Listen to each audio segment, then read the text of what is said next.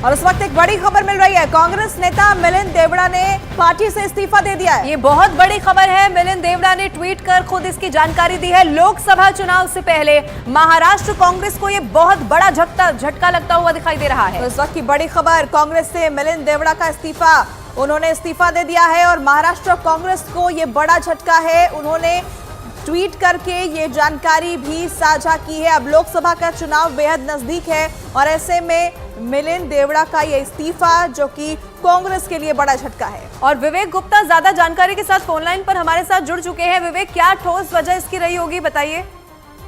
लेकिन देखिए, आपको बताना चाहिए कि मिलिंद देवड़ा ने ट्वीट करके साफ तौर पर पार्टी से इस्तीफा दे दिया और ट्वीट में साफ तौर पर लिखा है कि 55 साल का जो उनका साथ था कांग्रेस पार्टी के साथ, वो अब नहीं रहेगा।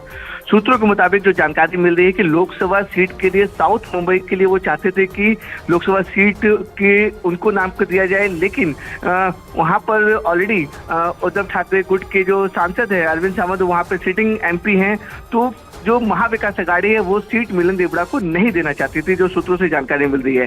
इसी वजह से मिलिंद देवड़ा काफी ज्यादा नाराज थे और ये जो नाराजगी उनकी 15-20 दिन से लगातार चल रही थी और अनुमान लगाया जा रहा था कि मिलिंद देवड़ा इस नाराजगी की वजह से इस्तीफा दे सकते हैं।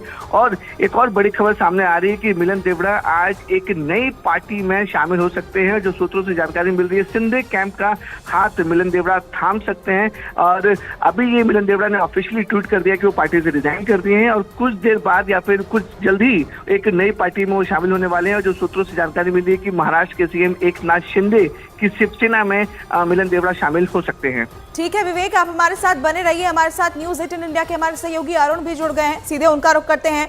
अरुण, आपसे ये भी समझेंगे कि कांग्रेस के लिए ये कितना बड़ा झटका है, लेकिन सवाल ये कि कांग्रेस अपने दिग्गज नेताओं को आखिर पार्टी में रोककर क्यों नहीं रख पाती? अब लोकसभा चुनाव से पहले बड़ा झटका।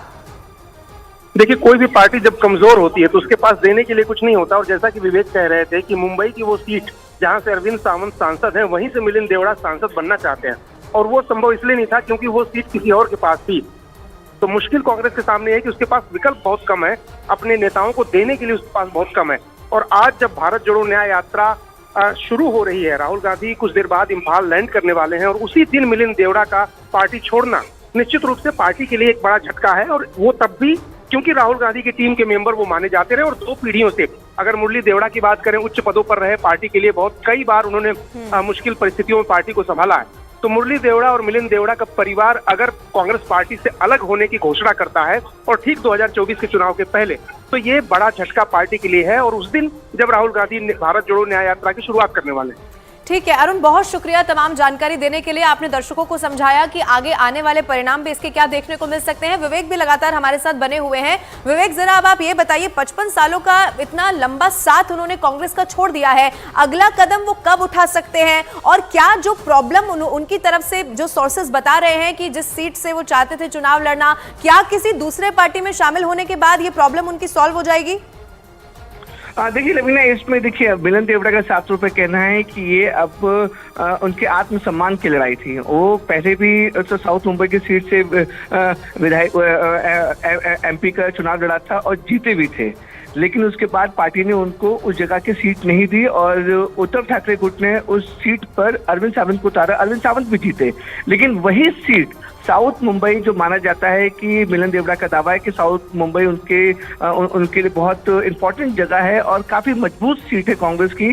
पिछले चुनाव में कांग्रेस ने जीतकर शिवसेना ने जीता था। तो बार बार मिलिंद देवड़ा महाविकास अघाड़ी से यही मांग कर रहे थे कि ये सीट उन्हें दी जाए, एक बार फिर से उनके ऊपर भरोसा जताया जाए, इस बार वो जीतकर वापस आएंगे। लेकिन महाविकास अघाड़ी के जो नेता हैं उनका साफ तौर पर कहना था कि सिटिंग एमपी को हटाकर हम वो सीट कांग्रेस को नहीं दे सकते हैं, मिलिंद देवड़ा को नहीं दे सकते।